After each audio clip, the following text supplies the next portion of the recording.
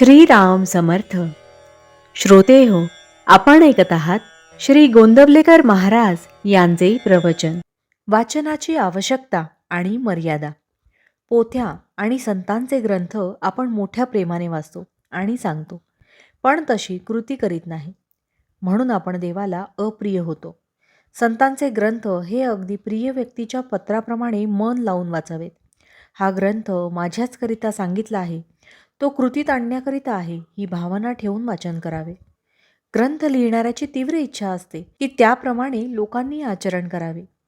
त्यावरची टीका वाचताना मूळ ग्रंथातला मतितार्थ लक्षात आणावा. भाषांतरकार हा भाषांतरामध्ये आपले थोडे घालतोच. मूळ ग्रंथ वाचणे हे केव्हाही चांगले. संतांचे ग्रंथ हे आईच्या दुधासारखे, तर टीका आणि भाषांतर हे दाईच्या दुधासारखे आहेत. हा फरक जाणून घ्यावा. कित्येकांच्या बाबतीत वाचन हे सुद्धा एक व्यसन होऊन जाते. उगीच वाचित बसण्यात फायदा नाही. नुसत्या वाचनाने काही साधत नाही.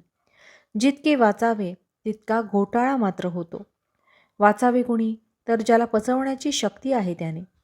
बाकीच्या लोकांनी फार वाचू नये.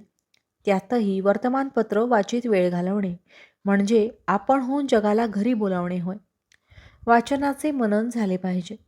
मनन झाली की ते आपल्या रक्तामध्ये मिसळते. वाचन आणि साधन बरोबर चालावे, मग साधकाला वाचनापासून खरा अर्थ कळतो आणि आनंद होतो. साधन आणि वाचन असले की साधक कधीही मागे पडायचा नाही. उपनिषदे, गीता, योग वासिष्ठ्य यासारखे वेदांतपूर्ण ग्रंथ वाचणे आणि समजावून घेणे आपल्या उपासनेला आवश्यक असते. गीता ही सर्व ग्रंथांची आई आहे. प्रवृत्ती आणि निवृत्ती, कर्मयोग आणि कर्मसन्यास यांचे एकीकरण करण्याकरिता गीता सांगितली आहे. हे लक्षात ठेवून ती वाचावी. वेदांत हा आचरणात आणल्याशिवाय त्याचा उपयोग नाही. हितकारक गोष्ट आचरणात आणलीच पाहिजे. समजा आपण एका गावाला जायला निघालो आहोत आणि मोठ्या रस्त्याने जातो आहोत. वाटेत एक माहितगार इसम भेटला आणि त्याने आपल्याला जवळची एक पायवाट दाखवली. त्या पायवाटेने आपण आपल्या गावी लवकर पोहोचतो. तसे उपासनेच्या मार्गामध्ये स्वतःचा दोष स्वतःला कळत नाही. आपले मन ताळ्यावर राहत नाही. अशा वेळी गीतेसारख्या ग्रंथाच्या वाचनाने आपला दोष आपल्याला कळतो आणि आपली चूक आपल्याला कळली तर आपण लवकर सुधारतो. भावार्थ, पोथी वाचायची ती कशाकरिता? साध्य काय, साधन काय हे जाणून घेऊन त्याप्रमाणे कृती करण्यासाठी. जानकी जीवन स्मरण जय जय राम. महारुद्र हनुमान की जय. समर्थ रामदास स्वामी महाराज की जय. सब संतन की जय. श्री अनंत कोटि ब्रह्मांड नायक राजाधिराज सच्चिदानंद सद्गुरु श्री ब्रह्मचैतन्य महाराज की जय. जय जय रघुवीर समर्थ. आता आपण 13 वेळा नामस्मरण करूया.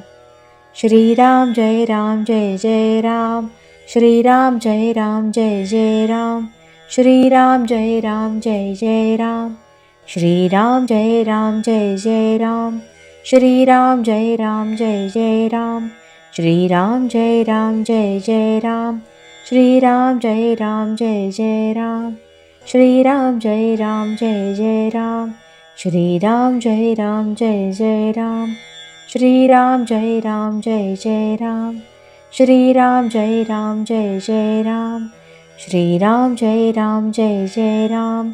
श्रीराम जय राम जय जय राम. जय श्रीराम.